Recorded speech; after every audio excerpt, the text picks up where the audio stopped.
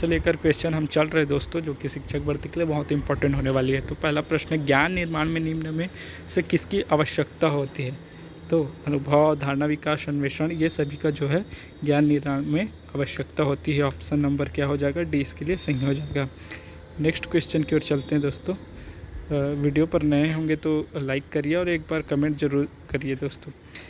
घास, टिड्डा, मेढक, सांप, बाज, उपरोक्त खाद्य श्रृंखला निम्न में से किसका उदाहरण है? तो ये किसका उदाहरण है? परभक्षी खाद्य श्रृंखला का जो है ये उदाहरण है दोस्तों। बढ़ते हैं अगले प्रश्न की ओर।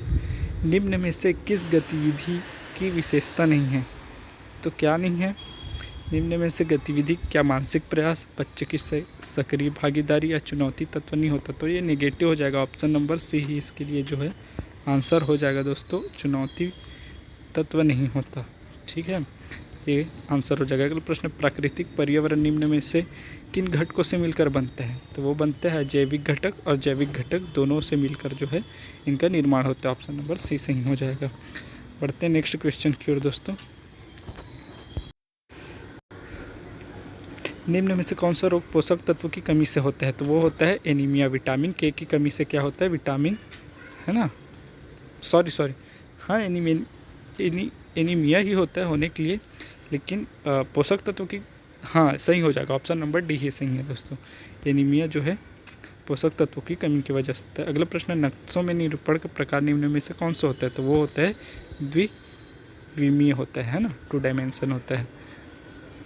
अगला प्रश्न है, निम्न में से कौन सा अंतर नक्शे को चित्र से अलग करता है? तो वो है दृष्टिकोण, पैमाना, निरूपण का प्रकार। ये सारी चीज़ें हैं जो है तीनों ऑप्शन सही हो जाएंगे इसके लिए। इन तीनों के कारण जो है अंतर नक्शे को चित्र से अलग करता है। ठीक है, अंतर हो जाएगा। अगला प्रश्न है, पर्यावरण अध्ययन सीखने की प्रक्रिया में उपकरणों का सही उपयोग निम्न में से किस दृष्टिकोण से संबंधित है? तो वो है कौशल आधारित दृष्टिकोण, है ना। कोई भी इक्विपमेंट को किस प्रकार से है उपयोग करना है, ये सारी चीज़ें हो जाएगा कौशल आधारित दृष्टिकोण। बढ़ते हैं नेक्स्ट क्वेश्चन की ओर।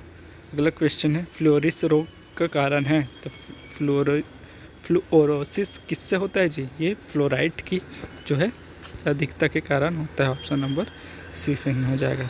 अगला प्रश्न है, विभिन्न ऋतुओं के माध्यम से बच्चे किस पर्यावरण को जान जाते हैं? तो इस साधारण से क्वेश्चन है दोस्तों। अगर प्राकृतिक की बात हो रही है तो ऑप्शन नंबर ए ही सही हो जाएगा। वर्षा क्या किसके अंतर्गत आता है? प्राकृतिक, ऑप्शन नंबर ए। अगला प्रश्न है, निम्न में से कौन सा पारिस्थितिक तंत्र मानव निर्मित है? तो कृषि भूमि। जब खेती किसानी करना होता है तो क्या करते हैं? मानव स्वयं ही बनाते हैं कि भगवान आके बना देते हैं जी? तो साकार आके दे देते हैं, भगवान दे तुम अल्लाह ऐसे करके जी? नहीं देते ना। तो इसके लिए क्या हो जाएगा? ऑप्शन नंबर बी हो जाएगा। कृषि भूमि को क्यों है, कौन है? मानव स्वयं बनाते हैं। ठीक है। अगला प्रश्न है, बच्चों की नज़र में पर्यावरण के कौन से आयाम की अधिकता दिखाई देती है? बच्चों की नज़र में तो काय हो जी भौतिक हो जी, है ना। ऑप्शन नंबर ए सही हो जी। अगला प्रश्न है, निम्न में से कौन गतिविधि नहीं है? तो शिक्षक द्वारा प्रदर्शन। गुरु जी हेती होती मन रात पढ़ाई लिखाई वो प्रदर्शन करी कहीं ते हर चीज़ हर गतिविधि के अंतर्गत नहीं आए। ठीक है, ऑप्शन नंबर सी हो जाएगा इसके लिए सही आंसर दोस्तों। अगला प्रश्न है, पर्यावरण अध्ययन पाठ्यक्रम से निम्न में से कौन सी अपेक्षाएं हैं?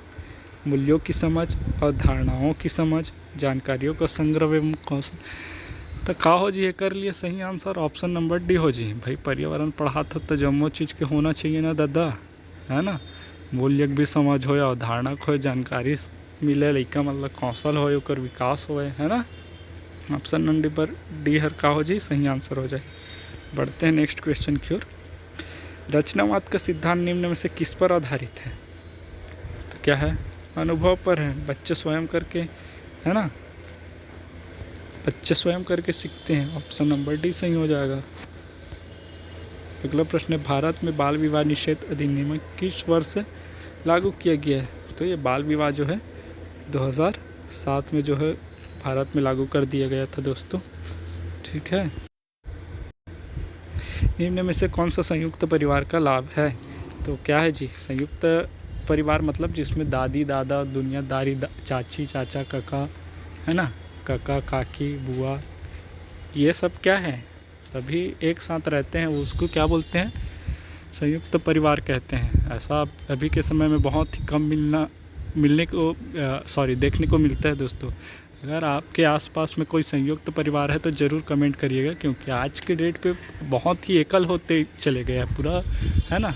परिवार जो है बढ़ते बढ़ते एकदम छोटा हो गया है, और अब ऐसा कंडीशन आ गया कि सिर्फ दाम्पत्य लोग ही बस अपना अपना अलग से रहे, मम्मी पापा ना रहे, भाई बहन ना रहे, साथ चाचा चाची ने रहा, एक किला हमीच मर रबो, ऐसे बोलते हैं, है ना। तो आप कमेंट करके बताइए कि कौन है आपके आसपास संयुक्त परिवार है जिसमें 2 3 4 पीढ़ी लगभग एक साथ चल रहे हैं। अगर ऐसा हो तो कमेंट बताना दोस्तों, ठीक है। तो एक लिए का हो जी जम्मो आंसर हर जी, बच्चों का बेहतर अध्ययन बिल्कुल हो ही दादा, दाई दादा ध्यान नहीं देवत तक का है, काका काकी मन कहीं चल रहे बाबू नोनी पढ़ रहे, है ना। आपसी समायोजन, दाई दादा नहीं आज तो स्कूल में कौन लेक जी, तो मतलब अगर जी समस्या हो समायोजन, काका छोड़ दी, है ना, काका दादा गोड़ हाथ पिरात तो दाई हर मदद कर दी, काका लेक जी, बुआ छोड़ दी, बाबा छोड़ दी स्कूल जी, नहीं कहीं समस्या होता है। एकता व्यायाम अनुशासन तो बिल्कुल अनुशासन रही जी, एकता रही, कैसे एकता नहीं रही जी, जब कुछ भी बड़े काम करने हैं तो सबसे मिल बांट के कर देते कार्य जी, एकता रही, है ना। और क्या रहेगा, अनुशासन डिसिप्लिन रहेगा, काका के सामने जैसे रहना है, काकी के सामने वैसे रहना है, दो सगा आगे तैसे पाँव पड़ना है रे नाती नतरा, ऐसे बोलते बाबा मन, है ना। तो क्या है उपरोक्त तो सभी इसके लिए क्या हो जाएगा, सही आंसर हो जाएगा।